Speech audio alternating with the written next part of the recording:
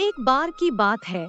एक गांव का नाम चुड़ैल नगरी था, क्योंकि उसे नगरी में लोगों का मानना था कि जहां पर वह लोग रहते हैं, वहां के जस्ट पीछे जंगलों में एक हवेली है, जिसमें चुड़ैल की मंडली रहती है। और वह मंडली बहुत ही भयंकर है, जिसमें अगर वह मंडली खुल जाए तो उसे गांव में चुड़ैलों का वास हो जाएगा और वहां पर रहने वाले लोग सभी चुड़ैल हो जाएंगे। इसलिए उसे हवेली को पंडितों और महात्माओं द्वारा हमेशा के लिए बंद कर दिया गया था। लेकिन जब लोग अपने परिवार के साथ यह बातें किया करते थे, तो गांव के कुछ लड़कों ने इस हवेली के बारे में सुना और वह लोग भी अपने दोस्तों से बात किया करते थे। है राहुल भाई, यह कैसी बात है। हमारे गांव के लोग यह कहते हैं कि जो पीछे एक हवेली है उसमें चुड़ैल की मंडली रहती है। क्या यह सच है? क्योंकि हमारे गांव का भी नाम चुड़ैल नगरी है। मुझे तो नहीं पता भाई, यह सच है कि झूठ है, लेकिन मुझे भी संकोच होता है कि इस गांव का चुड़ैल नगरी क्यों पड़ा, क्योंकि हमारे घर वाले भी बताते हैं इससे पहले इस गांव में चुड़ैलों का गांव था।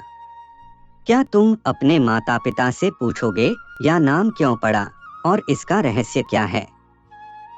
नहीं भाई, मुझे यह सब नहीं जानना है। मुझे यह सब सुनकर डर लगता है, और वैसे भी मैं अपने पिता का एक ही औलाद हूँ।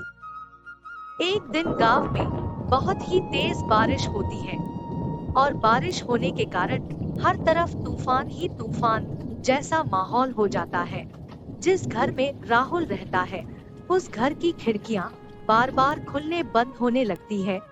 वह डर जाता है, क्योंकि रात बहुत हो चुकी थी और डर के मारे रात भर सोता भी नहीं है। जैसे ही सुबह होता है, वह अपने दोस्त के पास चला जाता है। राहुल भाई, जानते हो कल रात को मैं सो रहा था और दरवाजा बार बार खुल रही थी। हमें तो लगता है वह कोई चुड़ैल मत हो। भाई, कल बारिश बहुत तेज हो रही थी, जिसके कारण तुम्हारा दरवाजा हिल रहा होगा, क्योंकि तेज हवा के कारण बहुत सारे लोगों के घर के ऊपर का झोपड़ी भी उड़ गया है। नहीं भाई, मुझे तो लगता है यह चुड़ैल ही हो सकती है, लेकिन हमारे गांव का नाम चुड़ैल नगरी क्यों पड़ा? मुझे नहीं पता। तुमको बहुत ज्यादा पता लगाने की है तो चल जाओ 12 बजे रात में उसे चुड़ैल के पास और जाकर पता लगा लो, क्योंकि यह मुझे नहीं पता है और तुम मुझसे बार बार मत पूछा करो। वह सारे दोस्त अपने अपने घर आ जाते हैं और राहुल सोचता है कि कुछ ना कुछ बात है। आखिर वह चुड़ैल इस गांव से क्या लेना देना है, और इस गांव का नाम चुड़ैल नगरी क्यों पड़ा? आज रात में उस चुड़ैल की हवेली के पास जाऊंगा। वह अपने घर से निकलकर चुड़ैल के पास जाता है और जैसे ही वह रास्ते में जाने लगता है, तो उसे कुछ डरावनी आवाज सुनाई देती है। वह डर जाता है, लेकिन डर को अपने मुट्ठी में बंद कर रखते हुए वह चुड़ैल के हवेली के पास जाता है।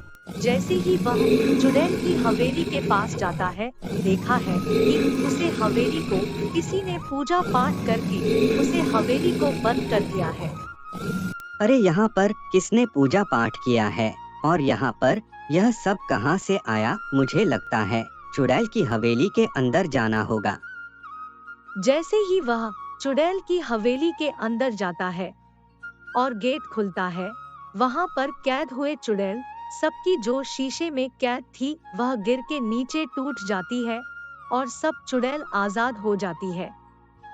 शुक्रिया भाईजान, तुमने हमारे सारे चुड़ैल को आजाद कर दिया, क्योंकि हम लोग यहाँ पर वर्षों पहले कैद हुए थे और कैद हो जाने के कारण हम लोगों को इस हवेली से कोई बाहर नहीं निकल सकता था।